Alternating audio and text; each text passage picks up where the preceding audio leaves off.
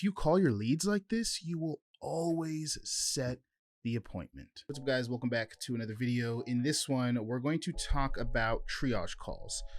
For those of you that don't know what triage calls are, they are, short 15, 25 minute, typically in this industry, conversations that a triage appointment setter will have with leads that are usually coming inbound from some kind of lead source, whether it be advertising, organic social media, maybe some cold outreach, providing some kind of free download or freebie.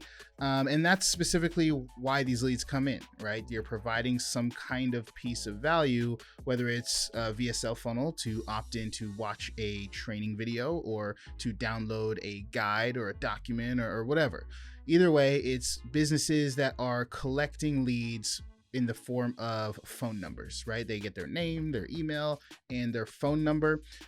And what they have is a team of appointment setters that when those leads come in, they pick up the phone, they call those leads, and they see if that person's qualified to set an appointment with the closer, then go on to buy and join the program or get the service, whatever's being sold.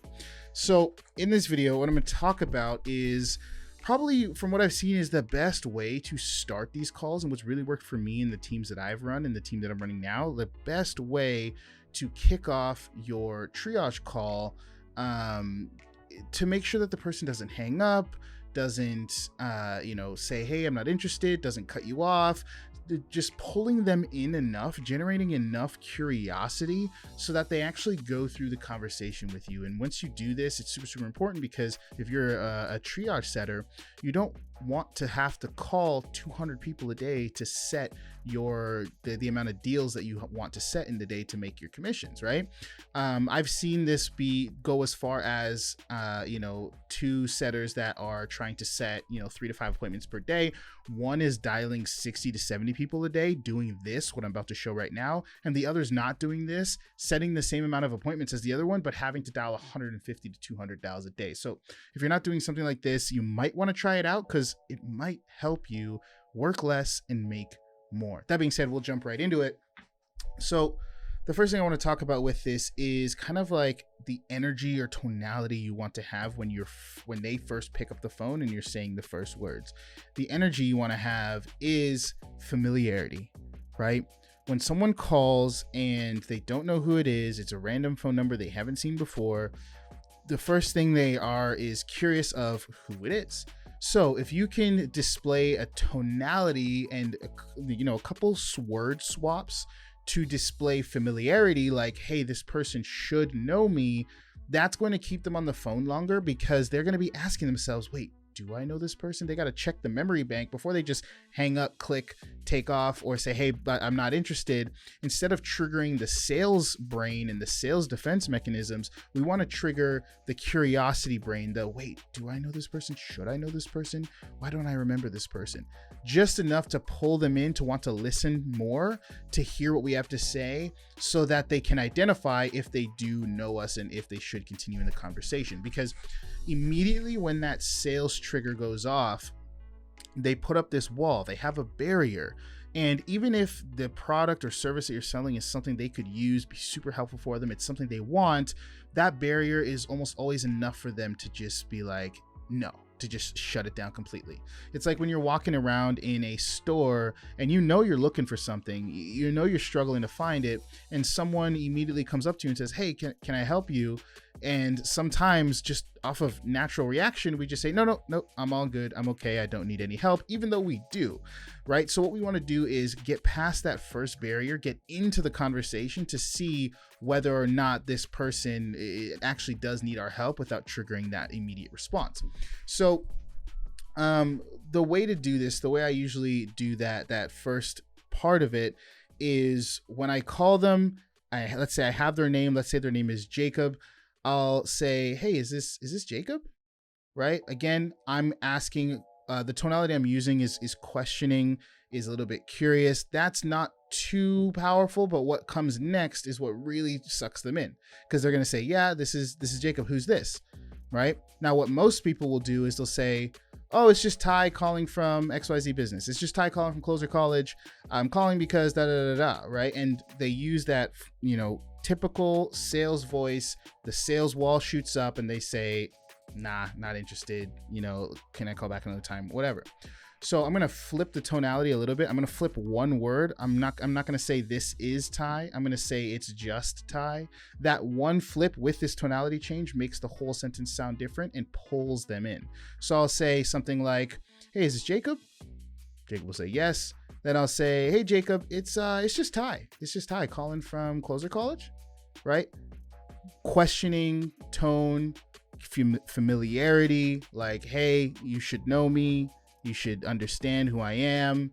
And that's going to pull them in, because obviously if they don't remember who you are, if they opted in for your thing and you're the business owner, they probably will remember who you are. And obviously that plays into your thing, and that's really going to help. But if you're a setter for a company, they don't know you specifically, this is going to help a lot. And then some people from there, they like to say, how's your day going? Sometimes some people like to just get right into it. I find both work. It doesn't really matter. You can, split test whatever works best for your offer. But when you're getting into it now, the second step you want to do is flip the onus as quickly as possible. So the first thing you want to do is that opening line. When you present yourself, you want to do it with the energy and tonality of familiarity and curiosity. The second thing you want to do is flip the onus as quickly as possible. Now, this is obviously for inbound leads. This is leads, like I said at the beginning, that opted in to get a form of information. So they opted in for a download, they opted in for a free training, which means they reached out to your company first. So we're going to pretty much present that to them. We're going to flip the onus and put in their face that, hey, you reached out to me.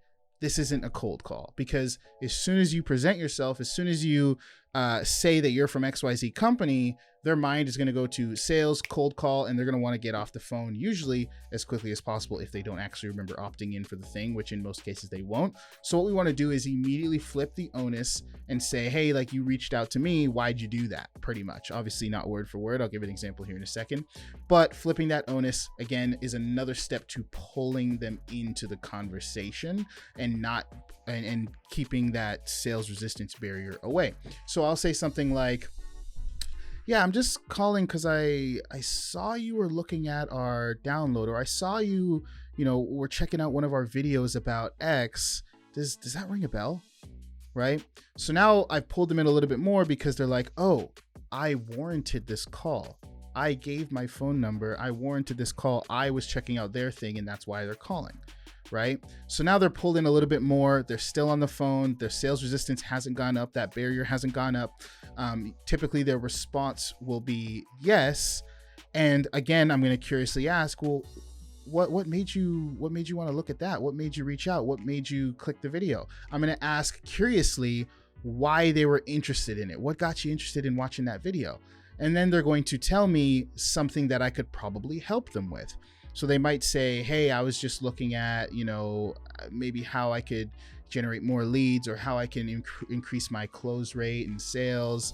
And from there, the last step to kicking off and getting into this call, as most of you will probably know, is the frame. And the frame has to be based off of some exchange of value, right? So, I hear that you want this. Give me this, and in return, I can give you what you're looking for. So what is the information we need to give them what they're looking for? We need to know about them. We need to know if they're qualified, right? So you could say something like, awesome. Well, I've got a couple more trainings that might be a little bit more relevant for you. Why don't you just tell me a little bit more about what you're looking for in particular, and then I can point you in the right direction, or send you something that's a little bit more relevant. Sound good?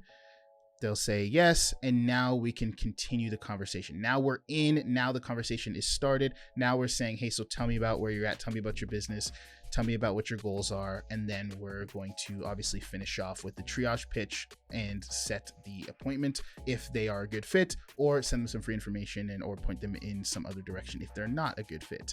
So to walk through it again, familiar energy and tonality and curiosity at the beginning. Flip the onus as quickly as possible, then provide them with an exchange of value based on what they're looking for. And the way it kind of all flows is I'll give them a call, be like, hey, is this Jacob? Say yes. Hey, Jacob, it's just Ty calling from Closer College. I saw you were looking at one of our videos talking about doubling your close rate. Does that ring a bell? Oh, it does. Okay, cool. Yeah, what interested you in watching that video? What made you reach out in the first place? right? Oh, I reached out because, I've been struggling with my close rate. I've, only closed one deal out of the last 20 that I've taken. Like, oh, okay.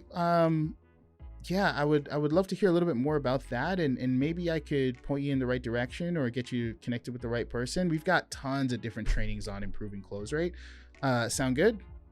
Usually from there, they'll say, yeah, that sounds good. And I say, awesome. Well, tell me about what you're selling. Now we're into the conversation and away we go.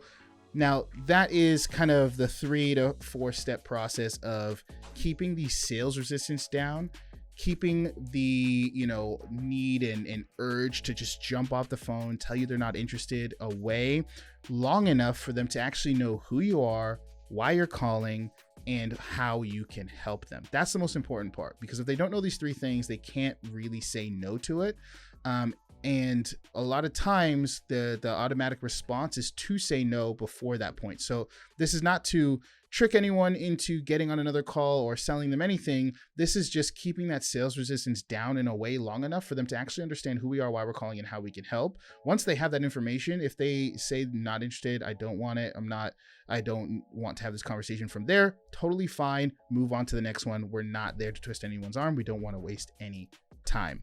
But if you are an appointment setter that does triage calls and you're not doing it this way, give it a try, because it will probably help you a ton. I've seen it work for hundreds of people, and it will probably help you as well. I'm going to leave it there for this video, and I'll see you guys in the next one. If you want to get into high ticket sales and you want to learn what this industry is about, how to find the best companies to partner with and actually get them to hire you, how to develop the sales skills needed to be successful, work completely remotely, while making a full-time 6-figure plus income for yourself, I developed Closer College to help you with just that. For you right now, if you click the link below, you're actually going to see a completely free trial to join the community. All you have to do is say maybe, check it out, and you're going to have access to all the training, all the support needed for you to get into high ticket sales and start working completely remote. Click below, or simply just go to closercollege.com and check it out.